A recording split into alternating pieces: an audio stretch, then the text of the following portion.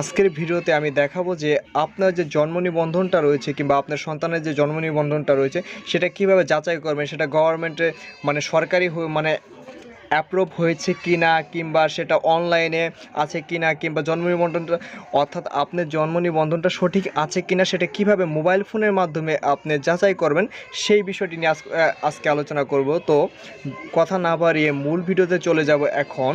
তো কিভাবে জন্ম নিবন্ধন আপনি যাচাই করবেন যে সঠিক আছে কিনা, সেই জন্য আপনাকে যে কাজটি করতে হবে সেটি আমি দেখাবো।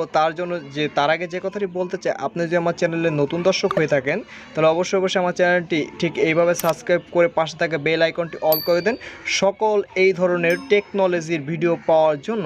তো চলুন শুরু করা যাক। বন্ধুরা, আপনার জন্ম নিবন্ধনটা অনলাইনে খুঁজে নেবেন কিভাবে, যে যাচাই করবেন যে কিভাবে, তার জন্য আপনাকে যে কাজটি করতে হবে, ফার্স্ট আপনাকে ক্রোম ব্রাউজারে চলে যেতে হবে। ক্রোম ব্রাউজারে গিয়ে আপনি এখানে সার্চ করবেন। আপনি এখানে ধরেন আমি নতুন একটা ট্যাব নিয়ে নিব।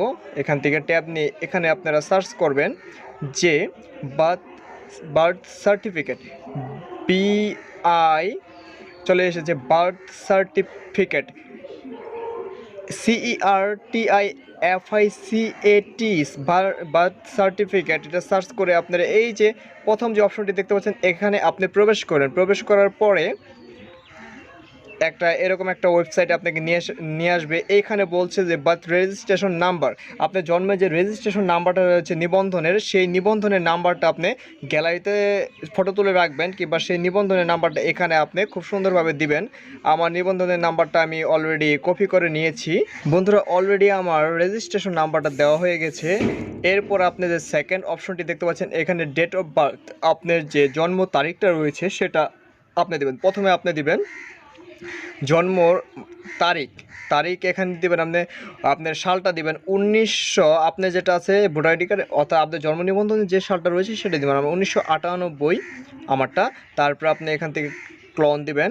ক্লোন দেওয়ার পর এখানে আমার যে তারপরে মাস দিতে হবে আপনাকে।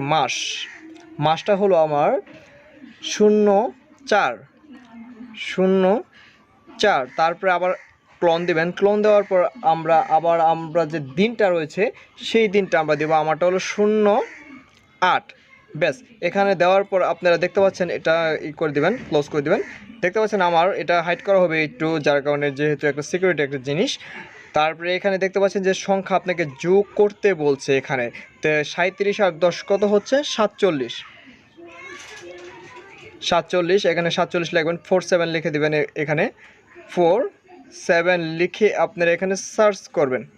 সার্চ করার পর দেখতে পাচ্ছেন আমার দেখতে পাচ্ছেন আমার জন্ম নিবন্ধনের সকল কিছু এখানে ঠিক আছে। আবার এখানে একটি স্ক্যান দিয়ে দিয়েছে। এই স্ক্যানটা আপনারা এই স্ক্যানের মাধ্যমে সরাসরি আবার আপনারা পরীক্ষা করে নিতে পারবেন। ঠিক এরকমভাবে যদি আসে যে আপনার জন্ম নিবন্ধনটা এরকমভাবে যদি সব কিছু ডিটেলস এরকমভাবে খুব সুন্দরভাবে আসে, এরকম যদি সিল দেওয়া থাকে, তাহলে বুঝবেন যে আপনার জন্ম নিবন্ধনটা সকল কিছু ঠিক আছে এবং এটা সরকারি আধীনতায় আছে এবং আপনার জন্ম নিবন্ধনটা সঠিক আছে।